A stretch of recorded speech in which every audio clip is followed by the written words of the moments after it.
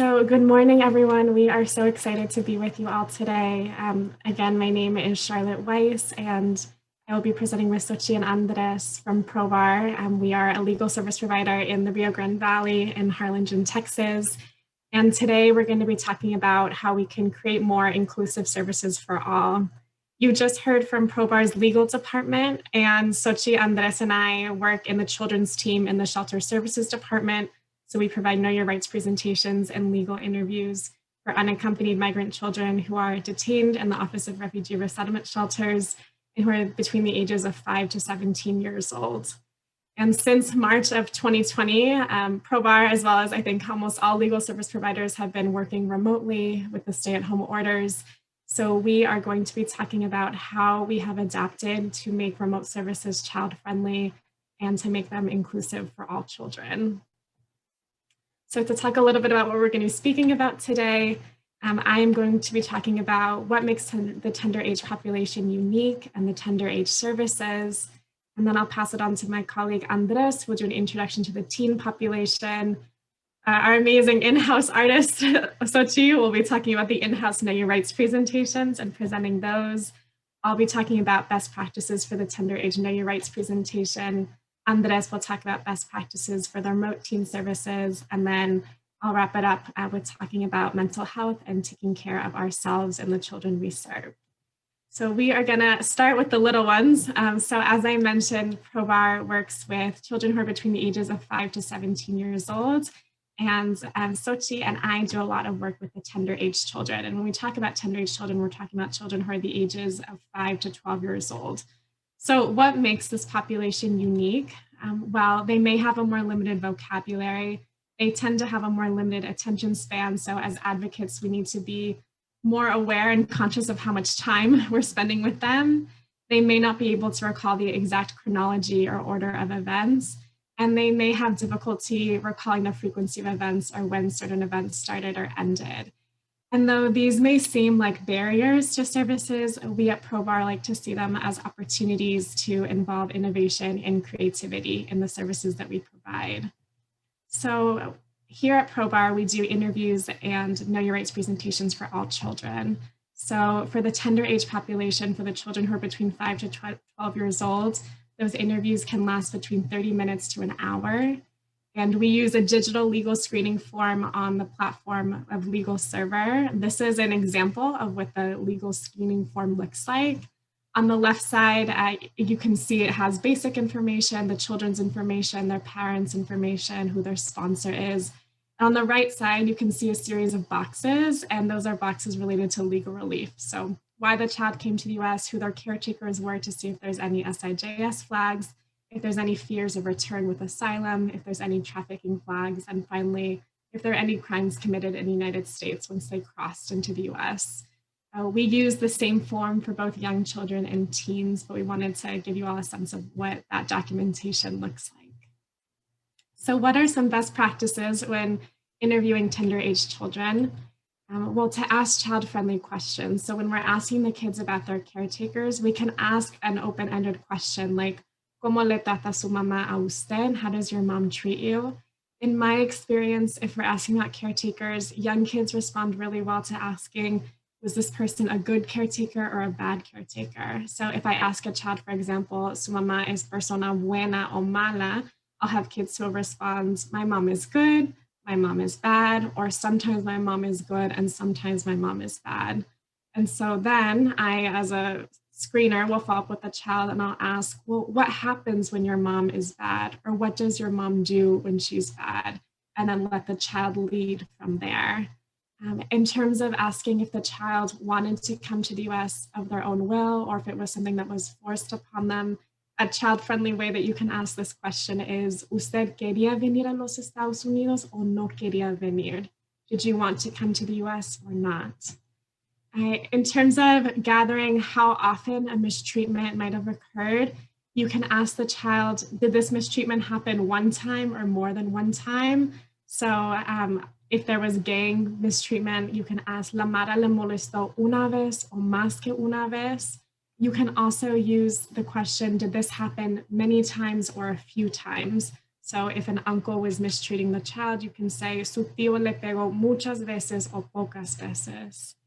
If the child doesn't remember when an event started, which is really common and makes sense for the child's development and their brain's development, you can use other moments in the child's life as a guidepost. So a lot of our tender age kids are reunifying with a mom or dad in home country and were raised by grandparents or aunts and uncles or other caretakers.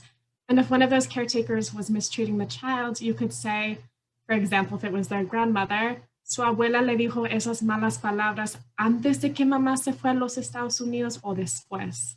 Or did your grandmother tell you these mean words before your mom came to the US or after? And finally, you can utilize questions that empower the child to feel in control of sharing their own narrative. So if the child says that they came here because of a problem, you can say, ¿Cómo empezó ese problema? And then as the child starts to share with you how it started, you can say, and then what happened? ¿Y qué pasó después? ¿Y qué pasó después?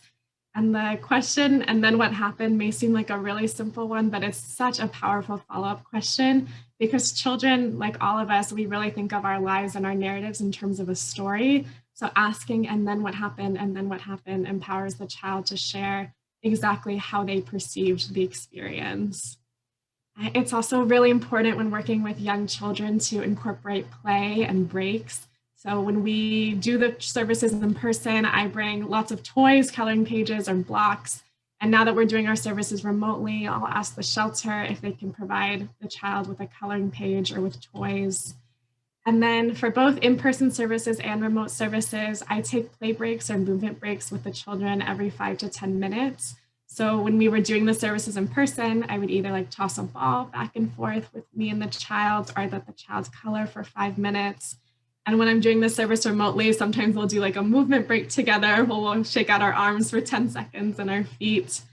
And lately, in the last couple of months, I've started to use a stuffed animal or a puppet. So this is a stuffed animal that I introduced to the children as my best friend named Blanco.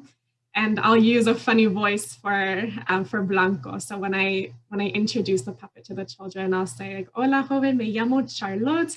Le quiero presentar a mi mejor amigo que se llama Blanco." And then I'll use a funny voice. I'll say, "Durante esa plática, ¿quiere que le hable Charlotte o quiere que le hable Blanco?" And it makes the kids laugh. And I know it may seem silly to kind of like bring out the puppets, but when we're working with young children, we really need to bring out our inner child too. And I have found that the stuffed animal or the puppet can just bring a lot of joy and a lot of humor to an interview that can be very heavy. Sometimes during remote services too, during breaks, I'll have the puppet kind of pop out and say like hello to the children. I'll ask questions like ¿Cómo te llamas? Or ¿Cuántos años tienes? And the kids really love it, and it can calm them down. And so I just encourage you all to discover your inner child, because children really express themselves through play and through drawing. For the Tender Age Know Your Rights presentation, when we're providing it in person, it's an 1.5-hour presentation that includes the most important concepts of the legal information, so that the child came to the US without permission, that they have to go to court, the importance of finding a lawyer. We do a court simulation where one of the children dresses up as a judge, another child is the lawyer, and we also invite the children to create drawings about their life, which you can see here in the PowerPoint presentation. So we invite the children to draw about who they lived with in their home country and how they crossed into the United States. And these drawings are really useful because the presenter will then pass them on to the ProBAR interviewer who'll be interviewing the child at a later time. And we're able to use these drawings as our own guidepost when beginning the interview with the child. And now that we're remote, Xochitth has created amazing Know Your Rights presentations, PowerPoints, which last between 30 to 45 minutes, which she'll be talking about in a few minutes. I am going to pass it on to my colleague Andres, who's going to talk about how our services look like for the teen population. Thank you, Charlotte, and good morning, everyone. In this section, I'm going to be introducing the teen population and the amount of time that we take providing these services. The teen population ranges from 13 to 17 years of age. And whenever we provide Know Your Rights presentations or whenever we do a legal screening, the time varies, right, according to the presentation. For example, An all your rights presentation at the shelter can last from 1.5 hours to 2 hours. This is the same whenever it comes to remote services. The time frame doesn't change by much. It's usually the same amount of time that we take when it comes to in-person services to remote services. And the legal screenings can be from 45 minutes, or it can last up to an hour, 2 hours, depending on how the legal screening develops. And later on the presentation, I'm gonna be talking about the differences between the in-person services and the best practices that some of the youth specialists have been implementing during uh, this, what's it called, these remote services. And now I'm gonna be passing the presentation to Xochitl. Hi, thank you, Andres. So as of March 2020, as Charlotte had said, we switched to the remote services because of at stay-at-home orders. But previously, we did have a PowerPoint for the teenage population where we would utilize it for large groups of children. Specifically, as we all know, Southwest Casa Padre, where they have a massive amount of kids. So we would take a PowerPoint presentation and work it during our presentations. And since we went to remote services, we had to create or adapt new presentations for the younger populations and for other shelters as well. So we created one for tender age specifically, between the ages of 5 to 12 years old, with adaptations, of course, of the teenage one. And more recently, we have created one for a hybrid, which is an adaptation of the tender age presentation along with a teenage presentation, which takes elements that are a little bit more advanced from the teenage ones and applied it to a younger audience. And we use the hybrid presentation, which I believe is new to ProBAR and to other shelters as well, because there may be chances in our shelters that they don't have the ability to accommodate just having little kids or just having teenagers at once, and they sometimes have to merge the ages of between 5 and even 17 in the same time. So we have created a hybrid presentation. And in the next slide, this is how we begin our presentation. And please note that we use colors. Colors are very important to myself, as you can tell, and to the utilization of kids as well, so that we can continue having their attention, for them to have some visual stimuli rather than us just talking. And that was the main purpose of being in person, so that they have some stimulation. So we need to recreate that with colors and with pictures and with avatars. So here we present very basic information. We sure to make sure to exalt it that we're ProBAR. This is how you spell my name. It's Xochitl. And we also list other people who are going to come and return and speak to them, which we have here, Andres and Charlotte, and we present them as our coworkers that also work for ProBAR. In the next slide, we have a brief game that we do with them in order to have their attention, to wake them up, since we usually do these services early on, or they've been awake since much earlier, and we need to know that they're still awake and engaged. So this has been a hit lately, where we have them look for 7 differences, and they get a kick out of it, and then we do give the answers at the end, and they're very animated. And we also present that this is a chance for the game, and now we are going to continue to keep learning, and for them to understand that we won't be playing, but we will have them participate. In the next slide, we have who we are not. It's very important to distinguish who we are and who we are not, and to make sure that they aren't afraid of us, to know that we are trying to help them here. So we present that we are not immigration, we're not with the court or the judge, that we don't work for the shelter or for or representatives of their country or the United States. We make sure to repeat this information within the same slide, also in reviews, like in the next slide, where we have a section much like Dora the Explorer or Blue's Clues, where you ask questions and you expect them to answer. Hopefully they do answer. That way we can gauge to see if we still have their attention, if we're focusing and emphasizing what it is that they need to know and remember towards the end of the presentation. Very basic questions, and we add this one in the hybrid one, where we ask them, lo que habla con ProBAR es confidencial. That's something that's a little bit higher elevated in development. So we ask that during the hybrid, not necessarily the tender age, hopefully, and they usually do understand the question and the answer appropriately.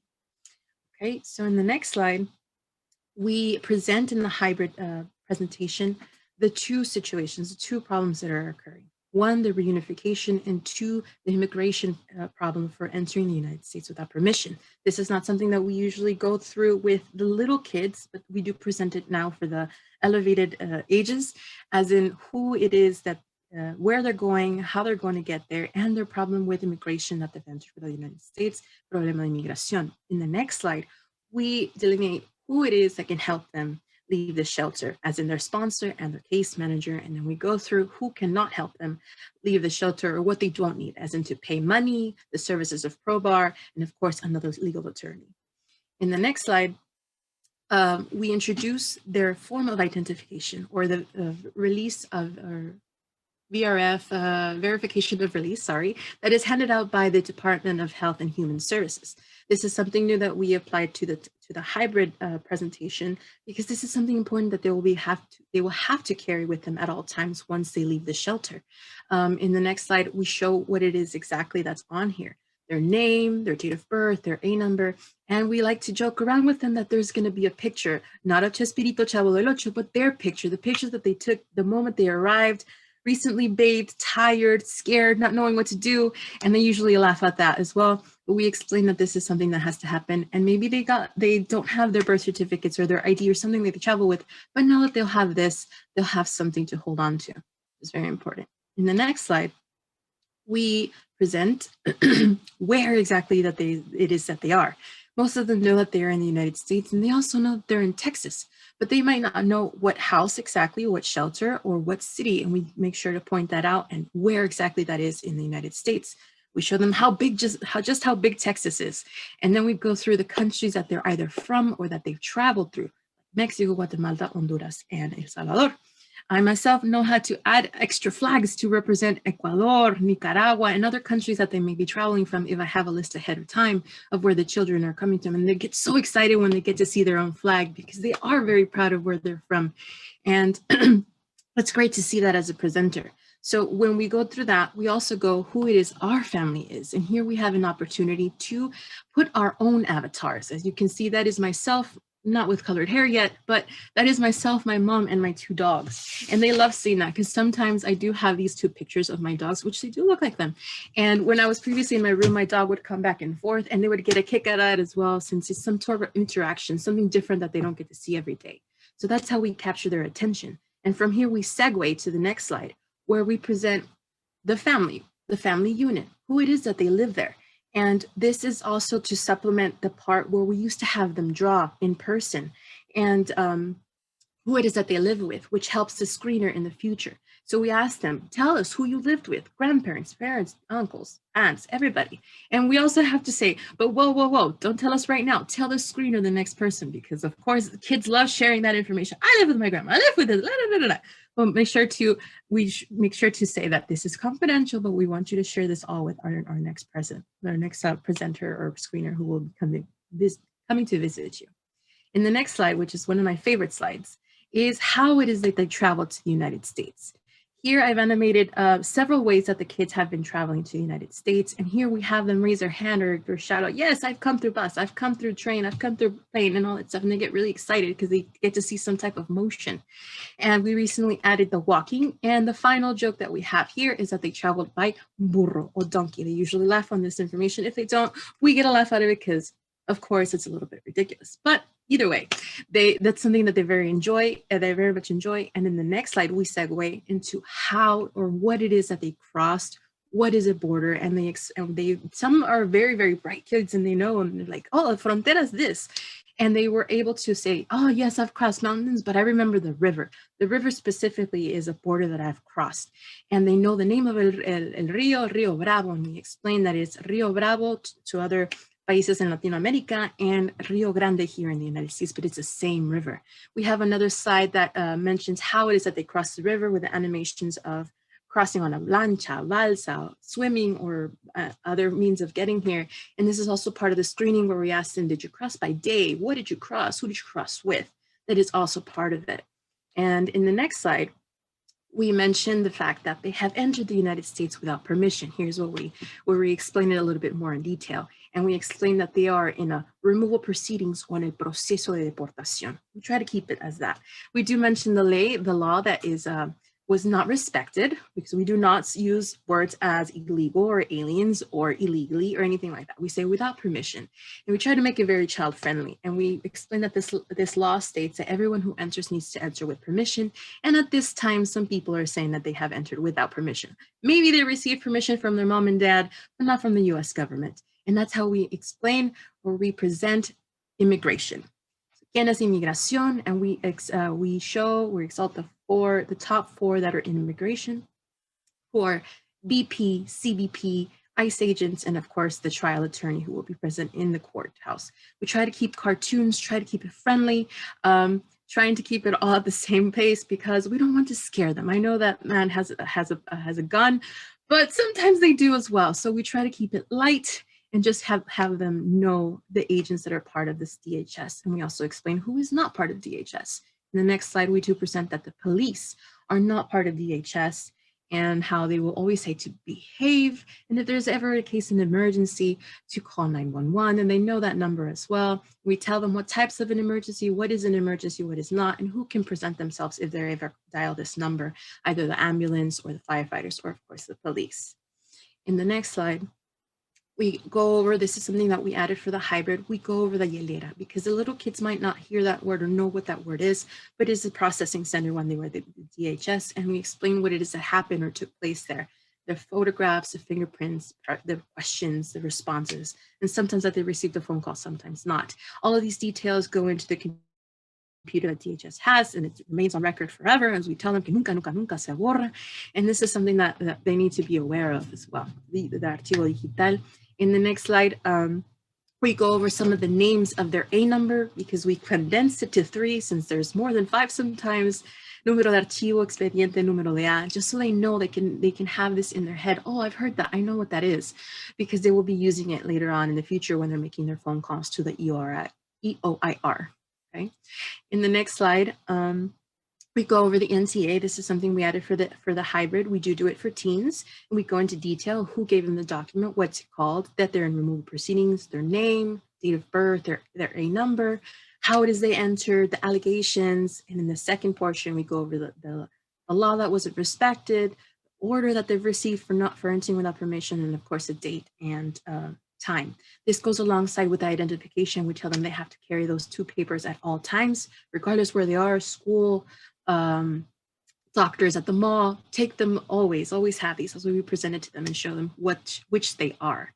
In the next slide, we go over the ways to find out how they have court, who is responsible, as in the shelter, the case manager is responsible, and once they're out, they're responsible. We show them the letter that they may receive in mail. We show them what to look for, their name, their A number, where, and what time and date. Very important. The rest we explain is all in English, but this is the most important parts of this paper.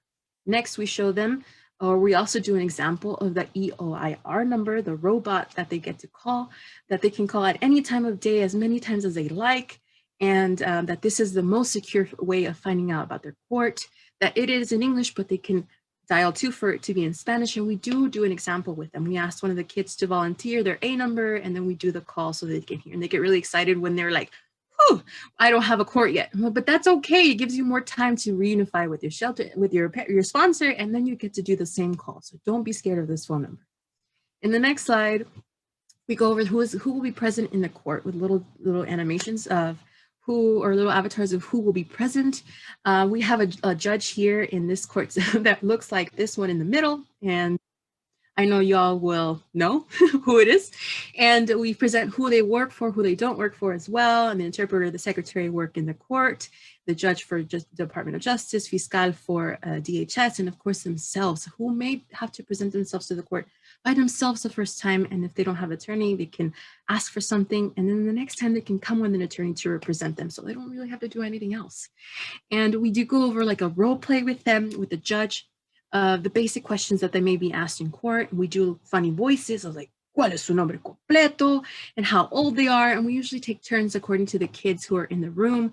We have a list, so we call them out, and then they answer their questions. And then the final question, ¿qué quiere pedir a la corte? Is something we also discuss. We give them the 2 most basic answers that we can provide, which is you can ask for more time in order to look for an attorney or ask for voluntary departure, la salida voluntaria. Si usted está dispuesto, tiene que alguien que lo pueda cuidar, if someone can take care of you, there's no issues in you returning, then this is something you can ask for as well.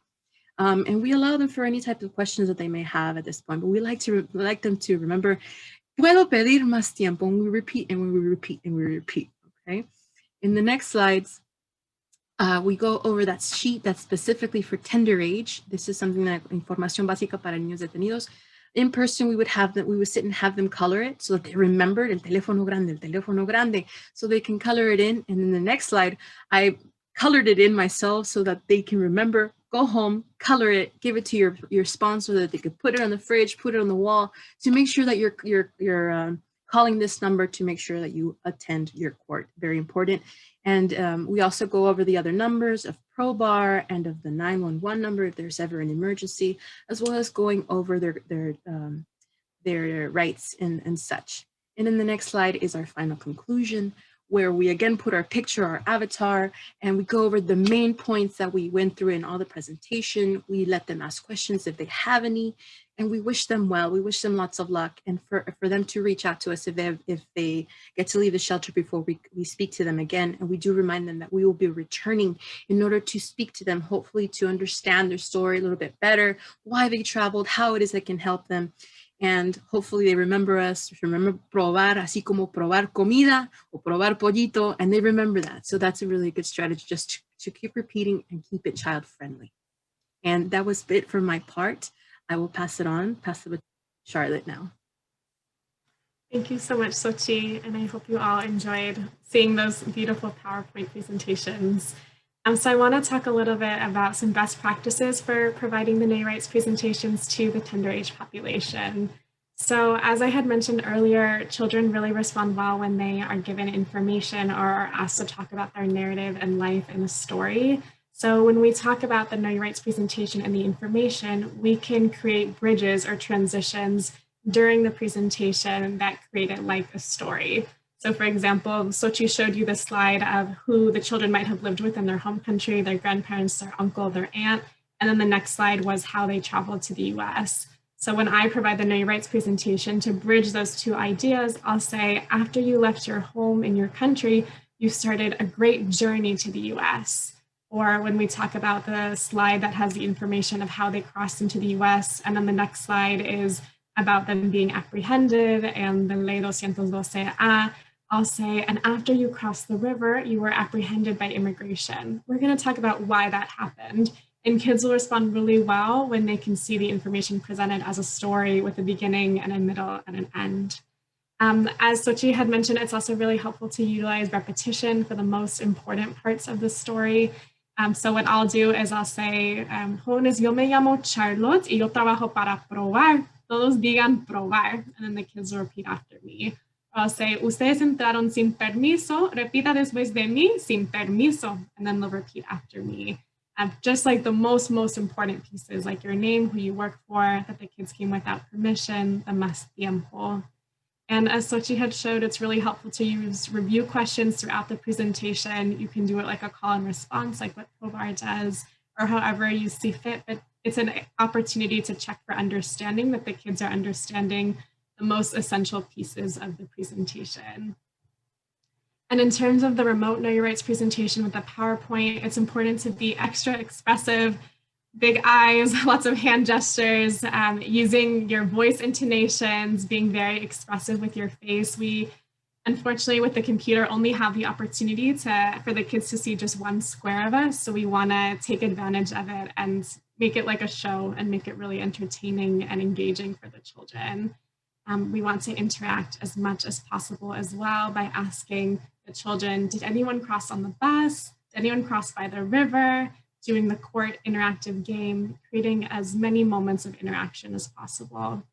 There are confidentiality issues that can come up during the Know Your Rights presentation. So as Xochitl was mentioning, sometimes when we talk about who the children might have lived with, they'll say like, oh yes, like I lived with my grandmother or I lived with my uncle. And if that happens, what I usually say to the children is I'll say, thank you so much for sharing that with me. And remember that that information is private and you can share that with the ProBAR person who you'll speak with later on. Sometimes also kids can disclose during the Know Your Rights presentation, and it can be because there's an emergency or there's a more urgent situation. So I'll share a bit of an extreme example with you, but a couple months ago, I was in a Know Your Rights presentation and a child disclosed in front of all of the kids. He said, "Miss, like everything was good in my country, but I came because my dad wanted to kill my mom." And it was in front of, 3 or 4 other children, and that can happen. And so that was like the child like calling out for help and being like, there's something urgent that I need ProBAR to help me with. So in that situation, I said, thank you so much for sharing that with me. And that's something private. And if you'd like, after the Know Your Rights presentation, we can talk in private, just the two of us, of what you just shared with me. So I ended up talking with the child and interviewing him because it was a more urgent situation. So I encourage you all to just know that disclosures during the Know Your Rights presentation or disclosures in general can be more emergency or urgent situations that just need to be attended to a bit earlier. And I'll also say during the Know Your Rights presentation, like if anyone has something urgent or something really important that they want to tell me, they can tell me in private afterwards. So that's something that we can do both in person and remotely. And I am going to pass it on to Andres, who is going to be talking about teen services and the differences between in-person and remote services. Thank you, Charlotte. And like she mentioned, I'm gonna be talking about the differences between in-person services to remote services. We have been working remotely for a year and 2 months, almost, most of us, right?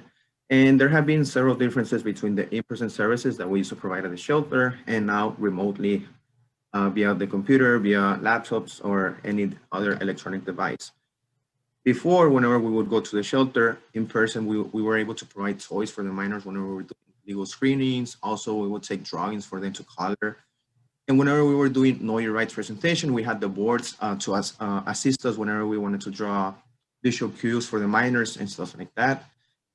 Also, it was not easier, but there was no barrier between computer or camera that prevented us from earning the minors' trust. Also, we could make sure that we were in a private setting. For example, whenever we were providing a Know Your Rights presentation, we could make sure who was in the room, who was not in the room. And also, whenever we're gonna provide a legal screening, we could make sure that the minor was in a private setting where he was able to express himself. Also, another thing that changed between the in-person services remotely is the capacity when it comes to Know Your Rights presentations. Before, whenever we were providing in-person services, there was moments when at Casa Padre, some of the youth specialists, we provide presentations with 100 minors in the presentation. And this is a huge number compared to remote services that we're able to provide maybe 18 to 20 at the same time with the Know Your Rights presentation. Also, there's more space for interaction. At the beginning of the presentation, most of the youth specialists would provide an icebreaker with the minors, a little game, a little dance with them. And this would get the blood flowing in their body, and they would start to wake up because some of them didn't get enough sleep the night before, or they're having awake since really early. Also, minors, in my case, minors like to be very competitive. So I would divide them in certain groups and ask them questions, and they would like to play this game to see who was gonna win at the end of the day. Also, another thing that in-person service that we could do whenever we provide in-person services was ensure that the minors had all of the documents. For example, the COA, the COB, these important documents that the minors should have in their yellow manila envelopes, right? And now that we have to pass to the remote services, we haven't had that chance to check. Sometimes they have it, sometimes they don't. So these are the differences between the remote services and the in-person services. And in the next slide, I'm gonna be talking about some of the best practices when it comes to Know Your Rights presentations. These best practices were gathered with some of my colleagues at ProBAR, some just specialists that they like to share some of the best practices that they use whenever it comes to provide a Know Your Rights presentation. For example, at the beginning of the presentation, it's really important to explain the services and the importance of these services to the minors. Let them know that they have really important information and it's gonna help them whenever they leave the shelter or while they're still at the shelter. Also, another important thing is to use the wait time. Whenever the shelter is connecting the minors and you have several minors there waiting for the other minors to be connected, use this wait time to talk to the minors, see how the morning is going, what they had for breakfast. Also give them time to go have lunch, or go have a snack, sorry, or go wash their face if they're sleepy. Also, another thing that is really important is to tell the minors that if the internet disconnects or the call drops or the device runs out of battery, not to worry, just to notify the staff at the shelter that this happened and that we'll be connected really quick as soon as this issue is solved. Also, another thing that I like to tell the minors is the possible disruptions. In my case, I have a 3-year-old at my house. So sometimes he's screaming, playing around, or he hits himself and he starts crying, or sometimes he passes behind my screen. So I like to tell him, I have my 3-year-old here. I'm sorry. He's gonna be here. He might be making noise. And also, there's some usage specialists that they use this to their advantage. For example, whenever they have pets, as Xochitth mentioned earlier, she has her pictures, which is really nice because the minors get to know who's there with us, and they appreciate this. Also, I like to tell the minors the presentation length. Usually when I tell them, okay, we're gonna be talking for 1 hour and 30 minutes to 2 hours, their eyes, they're surprised because they're like, that's a really long time. But I also explain to them that if they wish to stand up, stretch a little, or if they wish to go to the restroom and wash their face, they can do so during the presentation. Because I know it's a really long presentation, but it has really important information for them. It's really important that to encourage minors if they wish to answer questions, if they want to answer questions, because as I mentioned in another of my best practices here, it's also good to give minors a control whenever, if they wish to answer the questions. If they do not wish to answer the questions, that's fine. But it can benefit the flow of the presentation. It can go faster. It can go a little bit more smooth to them. Also, another thing that I have started to use lately is to use the mute feature. Whenever a shelter like a Casa Padre, which is a big shelter, has a lot of background noise on their end, I usually tell the minors, if possible, if they can mute themselves, and whenever they're ready to talk, whenever they're ready to ask a question, they can do so by unmuting themselves. And like this, the presentation, they're able to hear me, they are able to listen to the whole presentation. Another thing that when they share this, I tried it myself to change the minor's name on their screen. Whenever each minor has their own device, to change their name on their screen. And by doing so, as a presenter, you get to learn their names. The minors are aware that you know their names. And this is really important for the presentation to continue the flow, as I mentioned before.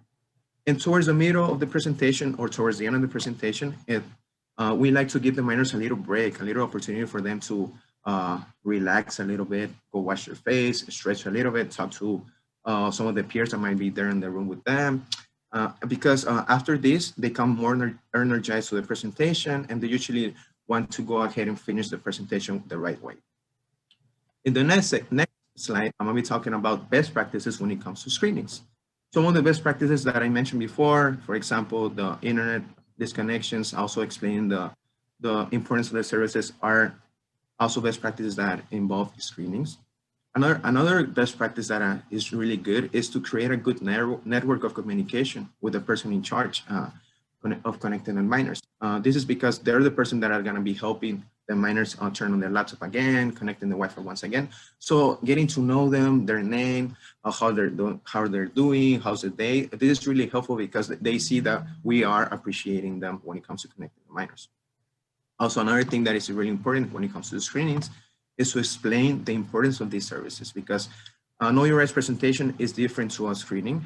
I told them that the screening es para que los abogados de ProBAR pues puedan ver si ellos califican para algún tipo de ayuda aquí en los Estados Unidos.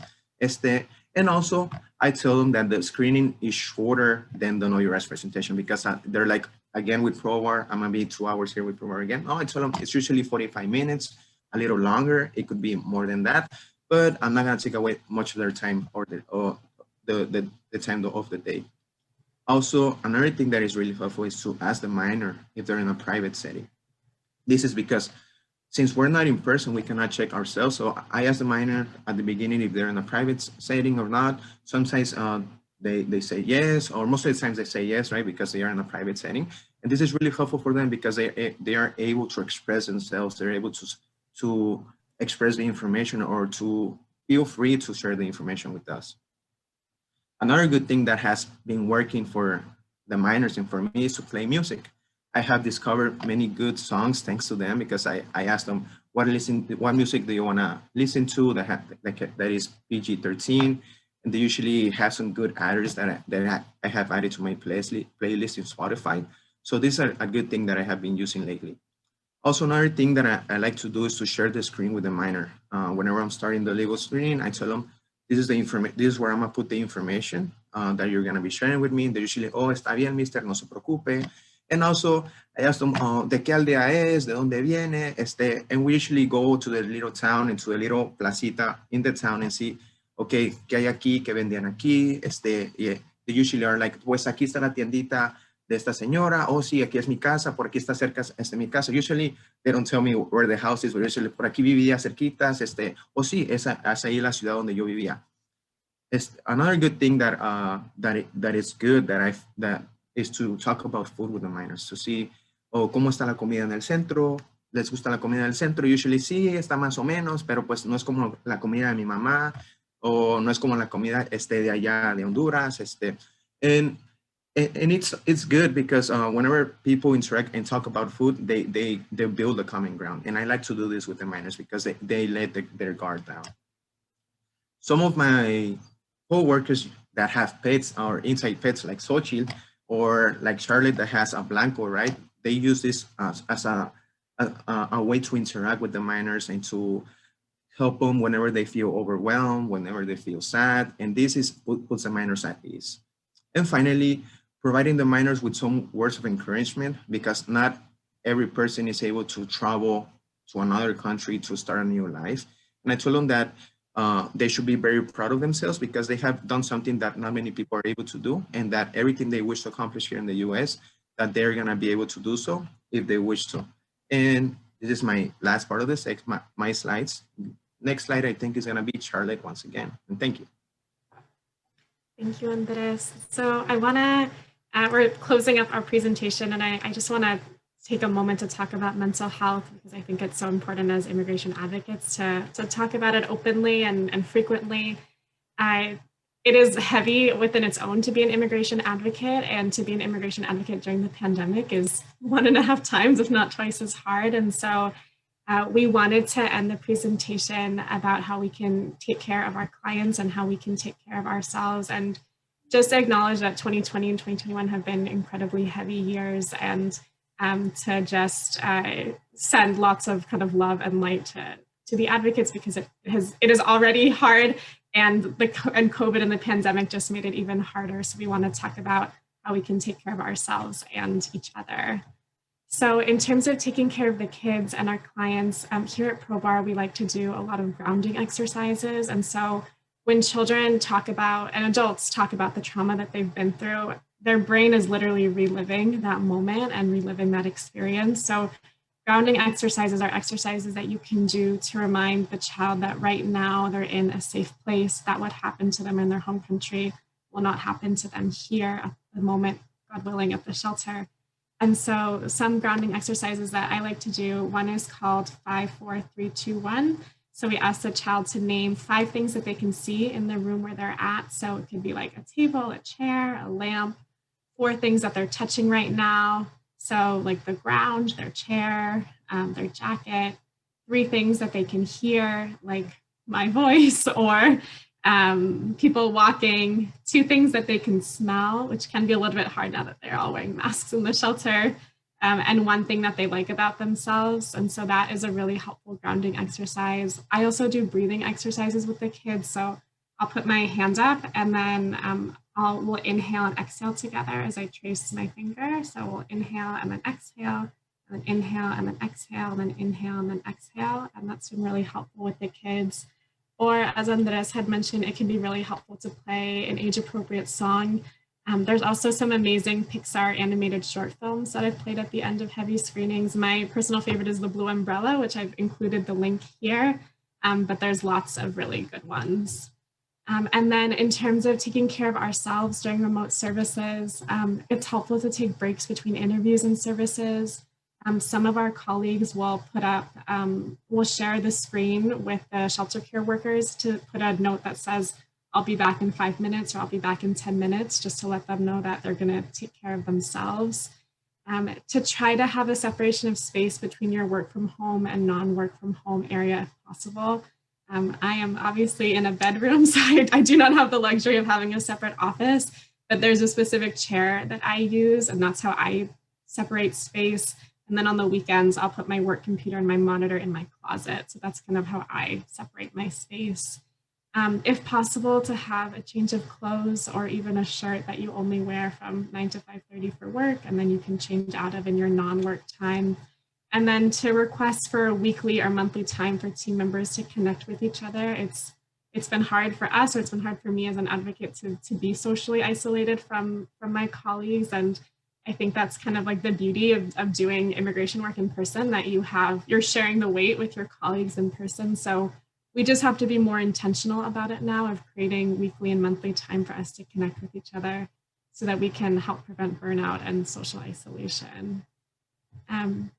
So we are coming to the end of our presentation, and we want to thank you all for sharing this space and for learning with each other.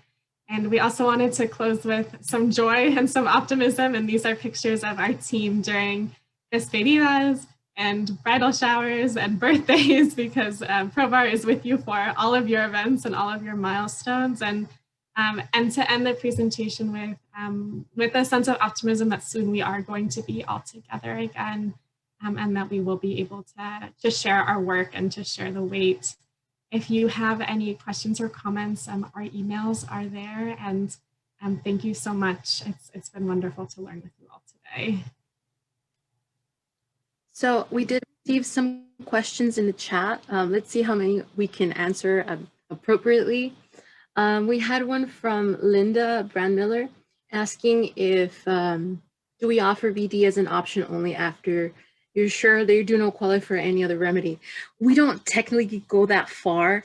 We're mostly trying to keep it brief, not too complicated for the children. And if they end up having questions, we do like to refer either to, we ask someone else, our higher ups or supervisors, so we do contact our other teams, especially the legal team, so that they can answer that more appropriately.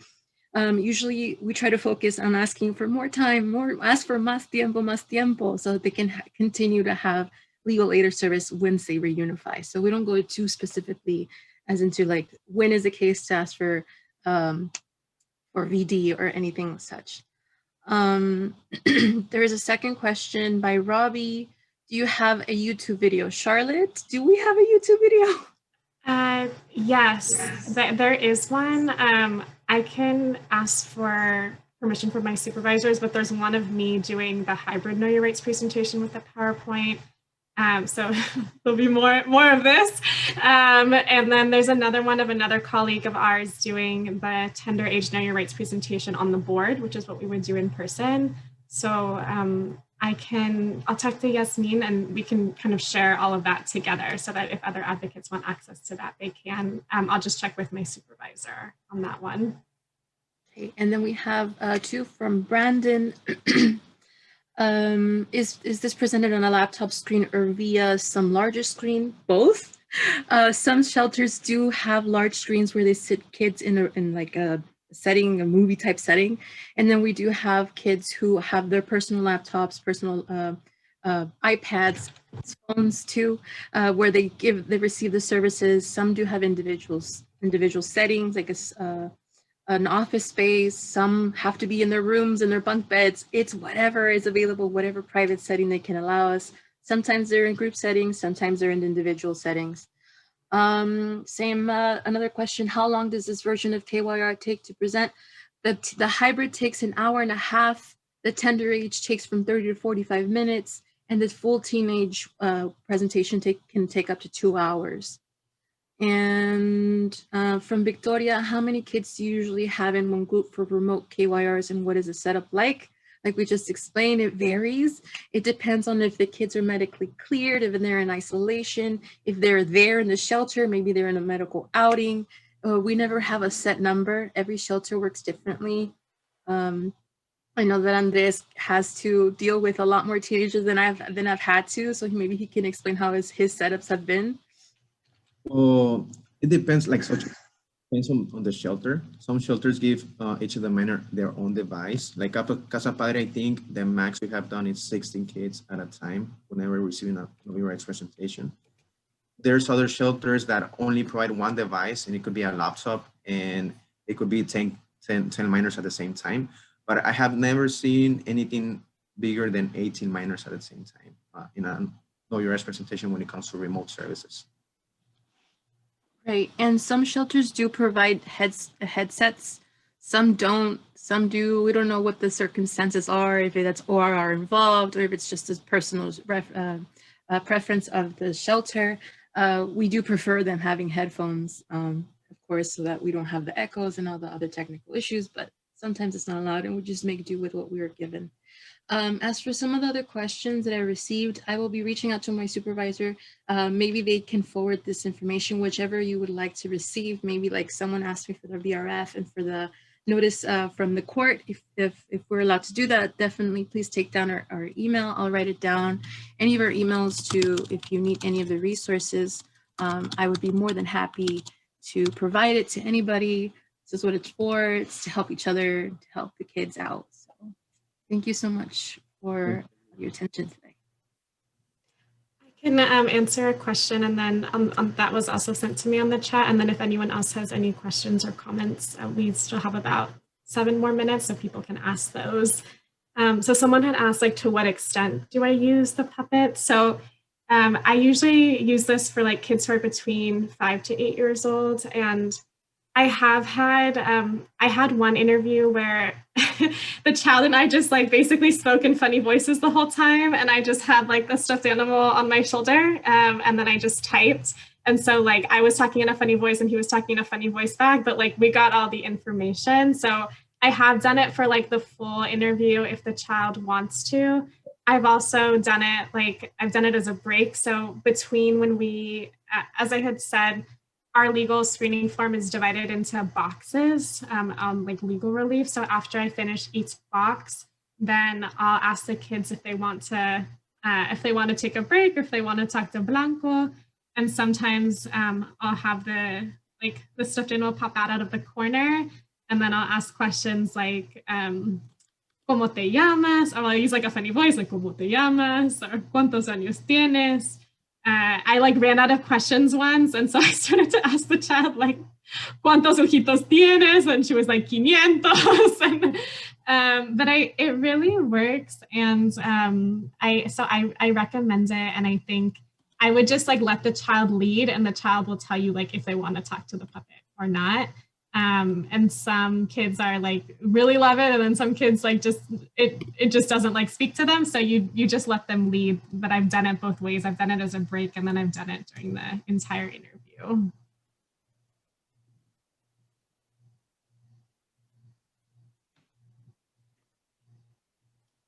And then I can add one more thing about VD. Sometimes ProBAR will also have the assistance of the Young Center in terms of like making like best interest determinations if it's in the child's best interest to be returned to their home country.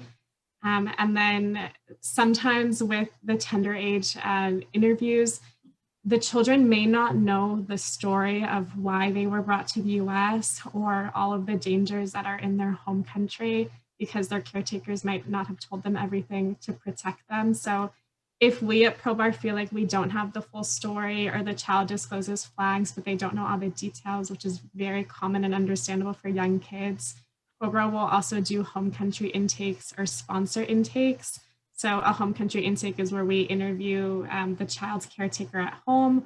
A sponsor intake is when we interview the child's sponsor here in the United States. And so that can help us kind of fill in the details between what the child has shared and their home and their caretaker or their sponsor.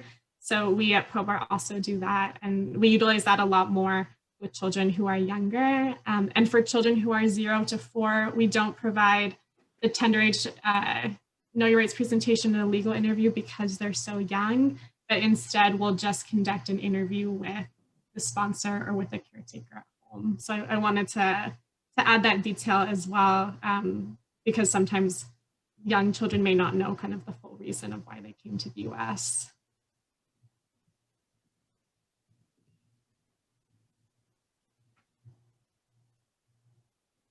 Does anyone have any other questions or comments?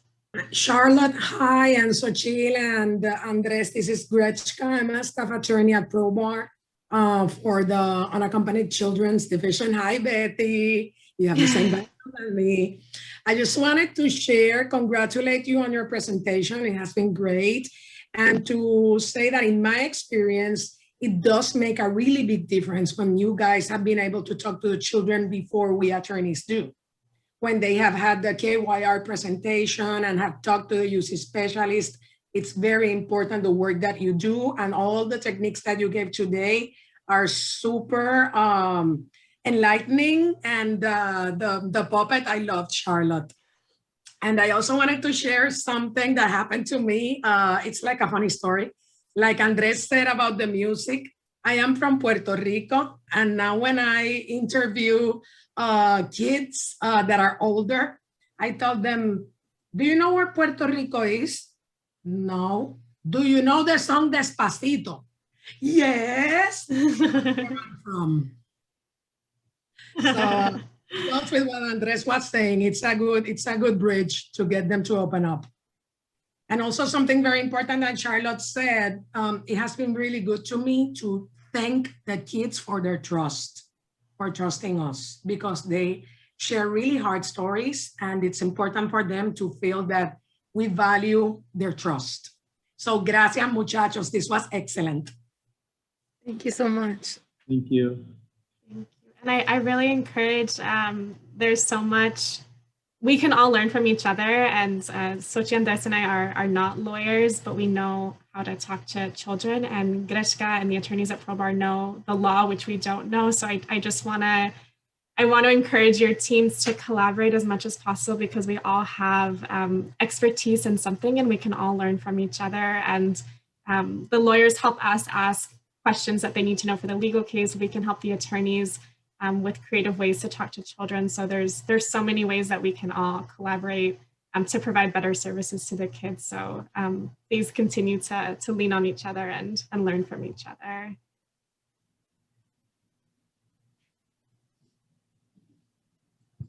don't know if anyone has any last questions or comments, and if not, we can wrap up.